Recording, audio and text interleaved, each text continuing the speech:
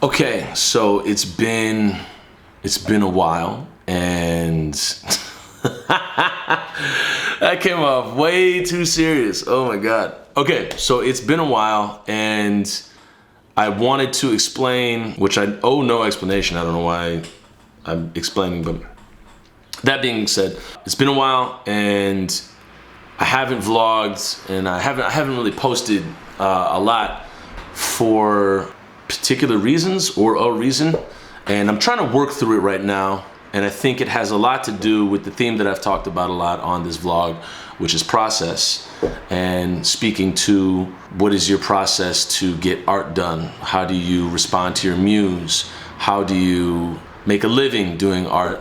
And if you've been following this vlog, recently I went to Grand Marais about a month ago, and Grand Marais is about 5 hours north of Minneapolis. It's near the Boundary Waters, and it's a very tranquil place. It's a very peaceful place, and I talked a little bit about the sleep that I got when I was up there. I would just be out, couldn't hear a singular thing, and a lot of the clarity that I got, and I was able to write the final episodes of this episodic series, The Van Duzens, that I've been working on. And then I came back to the city, and when you have that much clarity, space, time, and just, I don't want to say perception, but when you have that much space and time to really clear up what's getting in the way of you and how you're getting in the way of you, and then you come back to the city where, whoa, schedules, deadlines, work, audition, send this in right now,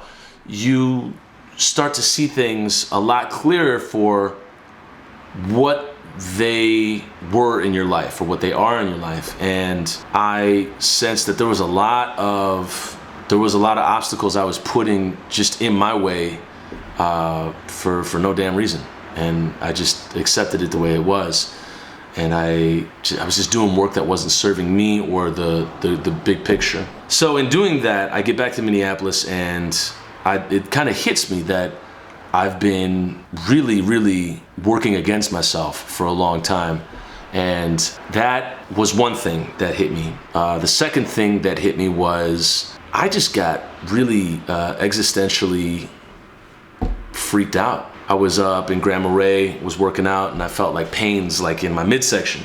And I looked it up online. I said, "Oh, what's that mean if you have pain in like your lower rib cage?"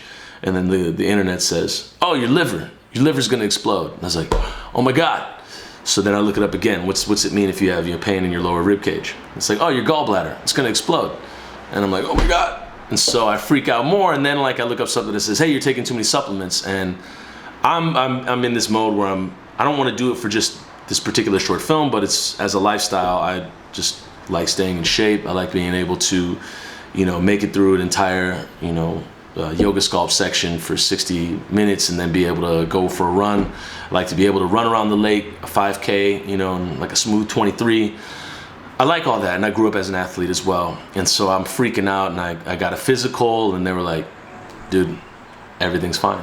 And so my brain then went to the next thing that could be wrong and started reflecting on my existence. And I began having these, I don't know if I want to call them night terrors, or they're not full-on panic attacks, but it was a thing, and it's still a thing that's happening to me, where I'll go to sleep and then I'll wake up in the middle of the night and I'll feel my heart beating, like just hard, real hard, and it feels like, it's just gonna like burst out of my chest. So I'll roll over on my other side, and then I'll feel it beating some more. Okay, so I roll on my stomach and I'll feel it beating some more. And I get it going in my head that, okay, this is it. I'm gonna die in my sleep. And so it becomes less about physically what's happening and more about the thoughts that I'm allowing in my head. And it's become this pattern where the thoughts basically take over my train of thought, and anything else that I try to put in there that's comforting or calming or anything like that, out the window. Like it doesn't even have a chance of making it in. So that's the second thing as well. So the two things that have been going on that have really pulled me away from vlogging or getting anything accomplished that's, representative of, my work ethic or just putting things out. It's been due to this kind of existential thought pattern, and then also to realizing just how much I've been getting in the way of myself. And so once both those things happen, then I start to beat myself up. Just in my head, like the train of thought says, oh, wow, we've been at the coffee shop for 3 hours, haven't written a thing. What are you doing? And I start to recognize the shortcomings more than anything. And the existential crisis in the middle of the night starts to build up.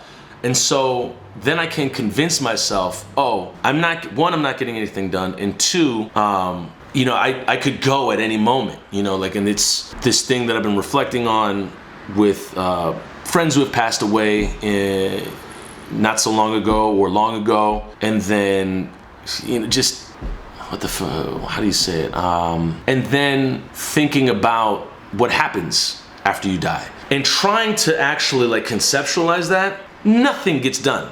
Nothing.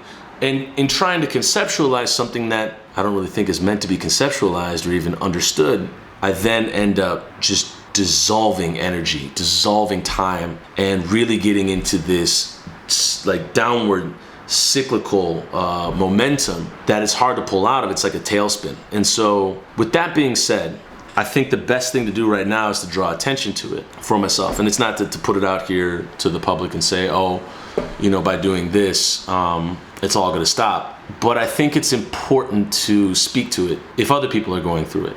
And I don't have any answers right now. I really don't. And I just have this dreaded fear of, what's around the corner, or,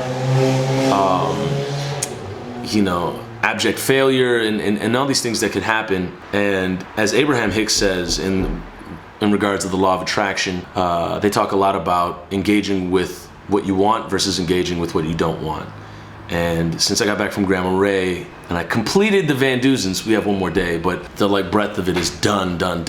My mind is not taking a break, and if anything, it's gone full throttle into, well, because we've completed this project, what else do we have to even give to people anymore? What else can we actually do? And if we're not doing anything, well, then the day has failed. The day is gone. And that mindset, the more that actually I speak to it right now, doesn't serve a damn thing. It just doesn't. And I think that it's perfectly normal for it to happen. It's a dangerous place to dread and wallow. I think it might be almost a necessary place to visit, because I've been here before. I've definitely been here before. But that being said, when I turn my view and I turn my energy and time towards not even just getting things done that I want to be getting done, but when I turn it towards looking at the progress that's been made. Even this past Wednesday, I was at Jake's house for a session. We got a ton done. We got a lot done. The song's not fully done, but we got a lot done with the song. And so in that, reflecting on that progress, I'm able to kind of steer away from the existential crisis and the focusing on, well, haven't gotten much done today. What are you worth? And so with that being said, I think the answer to it is to, one, focus on the progress. Two, take walks. That's actually been a huge thing for me. I've been taking a lot of walks, and in taking these walks, my mind just gets cleared up, and I don't even think about any of the bullshit, like when I come back to coffee or anything like that. And one thing that I've been kind of like just BSing myself and really staying away from is speaking to the camera and talking about vulnerability. I mean, because a lot of these vlogs are about, oh, this thing's going great, this thing's going great, this thing's going awesome. And it's tough to talk about the times when they're not going awesome. It really is. And I think the most important thing about this vlog is to talk about when it's not going great. And right now, it's not going anything. I won't sit here and tell you that it's not going great. For me right now, it's going tough. And so with that being said, and the lack of sleep and trying to really get a hold on what's going on and to be present, that's a huge thing. The second that I start becoming present is the second that all these thoughts and existential fears go out of my head. So being present in conversations with people, being intentional, being intentional has helped as well. And practicing all these things on a daily or even hourly basis has definitely helped. So that's where I'm at right now. It's not the greatest place, but it is a place that I'm working through. And I think the anxiety and the compounded stress comes from an assortment of things that definitely for me need to be addressed and recognized every day. And then the next move is gratitude for what's already in progress, gratitude for the present moment, gratitude for intentionality, and yeah, that's where the energy really needs to start going and has been going. So that's what this vlog is about, if anything. And if you get caught up in the weeds with this type of stuff, I'm curious, how do you get yourself out of it? How do you work yourself through it? What is your coping mechanism to getting out of a rut, or really working through anxiety, or even deeper, working through, kind of thinking of your own mortality versus being in the moment? So I'm curious, how do you work yourself through that? I'm working myself through it right now with intentionality and all the things I talked about previously, and will continue to do so. And I will be back with more of these more frequently throughout the next few weeks. So love y'all. Hope you're having a blessed day. We'll see you in the next one.